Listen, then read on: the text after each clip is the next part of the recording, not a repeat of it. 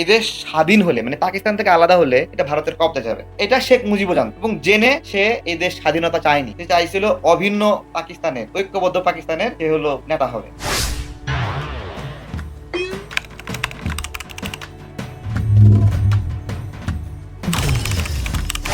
মুজিব বাংলাদেশের, ঠিক আছে, আমি এই বিষয়ে একটা কথা বলি।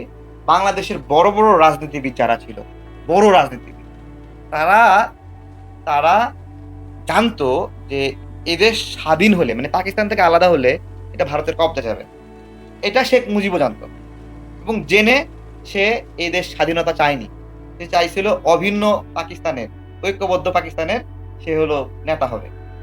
হ্যাঁ, সে চায়নি, এটা এটা একটা বাস্তবতা, চায় না, ঠিক আছে। এটা মানে এটা আরো অনেকভাবে প্রমাণ করা যায়। এটা মানে উনি যে স্বাধীনতা ঘোষণা করতে চায়নি, 25 মার্চ ঘোষণা করা ছাড়াই চলে গেছে, এটাই প্রমাণ। এবং ওনার 7 মার্চের ভাষণ যে স্বাধীনতার ঘোষণা না, এর প্রমাণ হলো শেখ হাসিনার একটা বক্তব্য। শেখ হাসিনা বলছে যে সিরাজ শিকদার তারাদের টিম 7 মার্চের ভাষণের শেষে ধানমন্ডি 32 আসলো, এসে শেখ মুজিবকে স্বাধীনতা ঘোষণা করলেন না। তখন শেখ মুজিব বলছে, শেখ হাসিনার বক্তব্য, আমাকে কি তোমরা পাগল পেয়েছো, আমাকে তোমরা দেশদ্রোহী বানাবা? দেখেন, তার মানে শেখ মুজিব দেশদ্রোহী হতে চাননি, পাগল হতে চাননি, স্বাধীনতা ঘোষণা করেন। সুতরাং শেখ মুজিব স্বাধীনতা ঘোষণা করেন নাই, এটা একটা উজ্জ্বল মানে হলো মানে স্টেটমেন্ট, হলো শেখ হাসিনার স্টেটমেন্ট। শেখ হাসিনা আগের ঠেলাই বলে দিয়েছে যে শেখ মুজিব পাগল ছিল, সিরাজ শিকদারদের কথাই স্বাধীনতা ঘোষণা করবে। তারপরে আরো অনেকগুলো পয়েন্ট আছে, এই পয়েন্টগুলো আলোচনা করতে গেলে আসলে অনেক অনেক অনেক অনেক অনেক, ঠিক আছে। আচ্ছা, ভারত বাংলাদেশের মুক্তিযুদ্ধে সহায়তা করেছে যাতে তাদের এটা এটা একটা প্রদেশ হিসেবে দেখাই। আমি আপনাদেরকে বলাবো সারেন্ডার সিরিমনি যেটা হলো, সারেন্ডার সিরিমনিতে কোনো বাংলাদেশিকে আসার সুযোগ দেওয়া হলো না। এমনকি যখন আতাউল গনি ওসমানী তিনি হেলিকপ্টার করে আসছিলেন, সেই হেলিকপ্টারে গুলি করা হলো, ঠিক আছে। পাকিস্তান যদি আত্মসমর্পণ করে তাহলে গুলি করলো কে? তার মানে ইন্ডিয়ানরা গুলি করছে আতাউল গনি ওসমানীকে। বেসিক্যালি ওই সারেন্ডারটা ভারতের কাছে করছে, এইরকম পরিস্থিতিটা তৈরি করে তারা এই বাংলাদেশকে ভারতের একটা অঙ্গরাজ্য বানাতে চেয়েছিল, যে ভারতের কাছে আত্মসমর্পণ করলো। এইটা করে তারা যেভাবে তারা হায়দ্রাবাদকে চুরি করে নিছে, মানে দেখেন হায়দ্রাবাদও কিন্তু এরকম একটা স্বাধীন অঞ্চল ছিল, সেই অঞ্চলটাকে ভারত খুব কৌশলে তাদের মধ্যে একীভূত করে নিছে, ভারতীয় করতে হয়েছে। কিন্তু যেহেতু বাংলাদেশের মানুষরা অনেক লড়াকু, এই 92,000 সৈন্য নিয়ে আত্মসমর্পণ করলো। এতগুলো সৈন্য থাকতে বাংলাদেশের সঙ্গে যুদ্ধ করার হিম্মত করলো না। সুতরাং এই বাঙালি কেউ ঠেঙ্গাবে, এই কারণে কিন্তু ভারত এখান থেকে চলে গেছে, এই একমাত্র কারণে।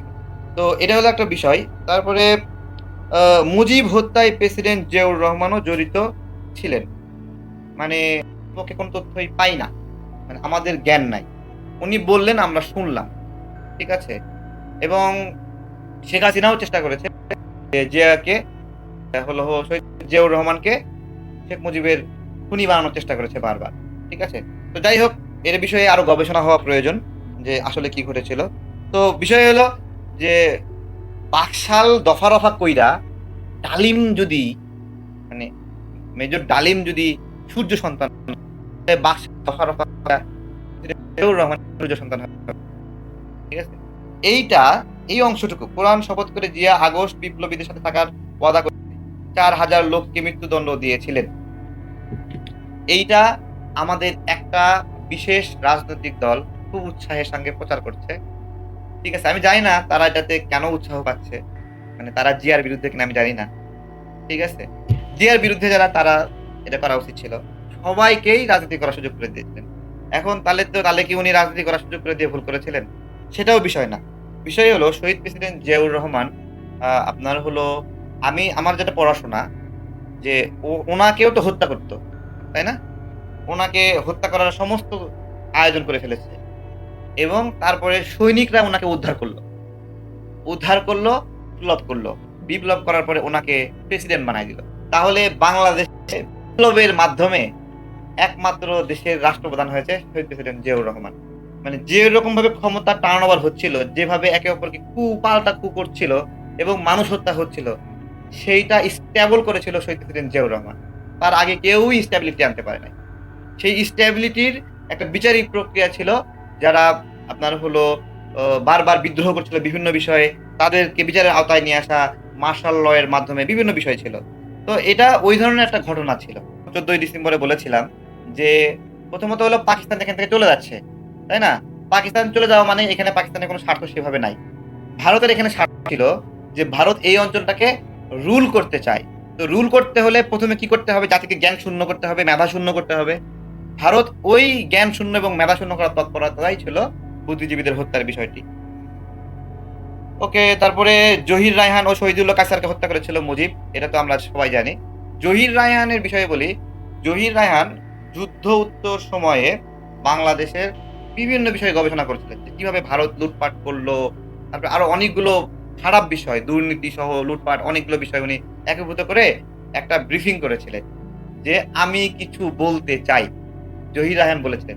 জহির রায়হানের এই আমি কিছু বলতে চাই এটাই হলো আসলে কি বলতে চাই? সেই আতঙ্ক সারা বাংলাদেশে ছড়ায় পড়ে। জহির রায়হান কি বলবে? কারণ বাংলাদেশের এই যুদ্ধের মেজর ফুটেজ, ভিডিও, বিভিন্ন এভিডেন্স এগুলো জহির রায়হানের সংগ্রহ করা ছিল। সো এখানে মানে এমন কিছু অপ্রীতিকর ছিল যেটা শেখ মুজিবের যে দেবতুল্য সম্মান ওইটা হয়তোবা ধসে পড়তো।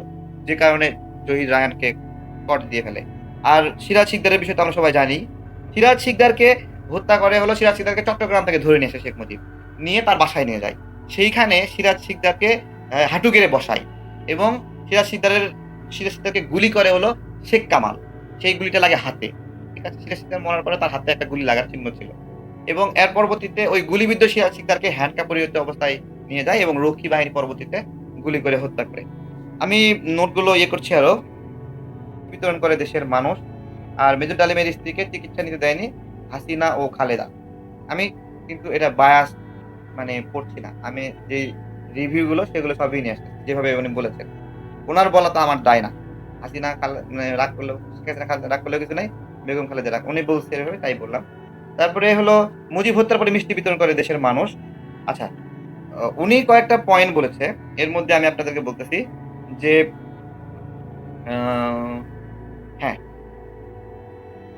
মুজিবের মৃত্যুর পরে লাখো মানুষ রাস্তাঘাটে অন্দরে বন্দরে আনন্দ মিছিল বের করে।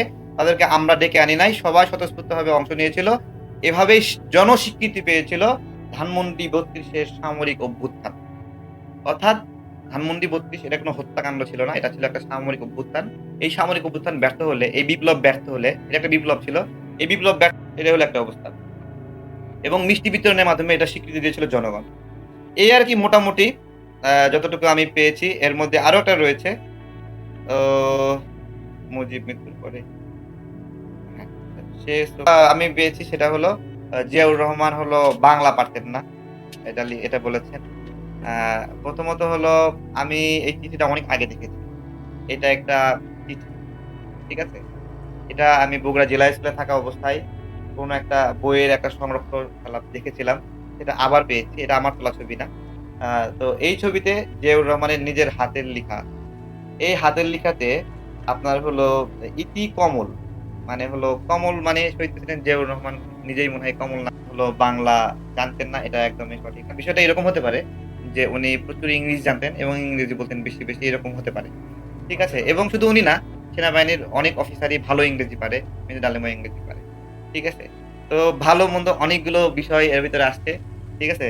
কারো পক্ষে বিপক্ষে গেলে মাইন্ড করেন না। এগুলো দায় আমার না। এগুলো আমাদের হলো সূর্য সন্তান মেজর ডালিম সাহেবের।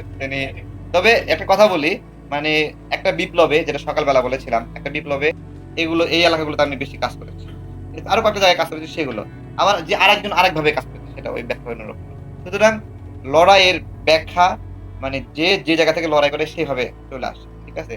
সেইভাবে মেজর ডালিম যেভাবে লড়াই করেছেন, দেশের জন্য ত্যাগ স্বীকার করেছেন, তার প্রেক্ষাপট থেকে তিনি এই বক্তব্যগুলো দিয়েছেন। আরেকজন ইতিপূর্বে বক্তব্য দিয়েছিলেন, সেই বক্তব্যের সাথে অনেকাংশে মেলে, অনেকাংশে কিছু, কিছু জায়গায় মেলে না। এটা স্বাভাবিক। এইরকমই হওয়া দরকার। একটা বিপ্লবে ১০ জন বক্তব্য দেবে। ১০ জনের বক্তব্য ১০ রকম হবে এবং সেগুলো অনেক সময় কানেক্ট হবে, অনেক সময় কানেক্ট হবে না। কানেক্ট হইলেই যে ওইটা সত্য, কানেক্ট না হইলেই যে মিথ্যা বিষয়টা এরকম না। প্রত্যেকটা ঘটনারই বাস্তবতা রয়েছে। এই আরকি। ভালো থাকবেন। আসসালামু আলাইকুম। তো হলো এই ধরনের ঐতিহাসিক ঘটনার পরে মেজর ডালিম অনেক সংকটে ছিলেন এবং তার ফ্যামিলির পলিসি এটা হতে পারে ২০১৪ সালের দিকে যে তাকে হাইড করার জন্য তাকে মৃত ঘোষণা করবে বা মৃত প্রচার করবে এরকম। ঠিক আছে? এটা আমার কাছে এটা অবজারভেশন। এখন আপনার হলো উনি বেঁচে আছে, এটা আমরা সবাই খুশি। ঠিক আছে? সবাই খুশি। এবং ইতিহাসের যে পরম্পরাগুলো উনি ব্যাখ্যা করেছেন, এইটা সরাসরি সংযুক্ত কোনো ব্যক্তি ছাড়া এই ধরনের ব্যাখ্যা করা অসম্ভব। ২ ঘন্টার একটা ন্যারেটিভ স্বতঃস্ফূর্তভাবে বলে যাচ্ছেন। মনে হয় আমাদের সামনে একটা সিনেমা, সেই সিনেমার প্রত্যেকটা ঘটনা আমরা বাস্তব দেখতে পাচ্ছি যে এখানে মানে মুক্তিযুদ্ধে শহীদ প্রেসিডেন্ট জিয়াউর রহমানের কি ভূমিকা বা আপনার হলো জামাতের কি ভূমিকা, মুজিবের কি ভূমিকা, মুক্তিযোদ্ধাদের কি ভূমিকা, ভারতের কি ভূমিকা এবং পরবর্তী ঘটনাগুলোতে কি ভূমিকা, এগুলো সবকিছু আমাদের চোখের সামনে ভেসে উঠছে।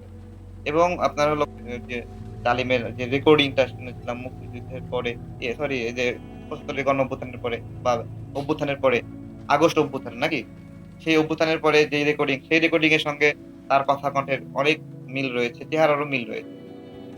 আমার আমার মতে এটা সম্ভব না যে অন্য কাউকে তার জায়গায় দিবে। অন্য কাউকে দাঁড় করাতে পারে। কিন্তু মাথার মধ্যে এই জিনিসগুলো আসবে কই থেকে? এগুলো কি বানানো যায় নাকি?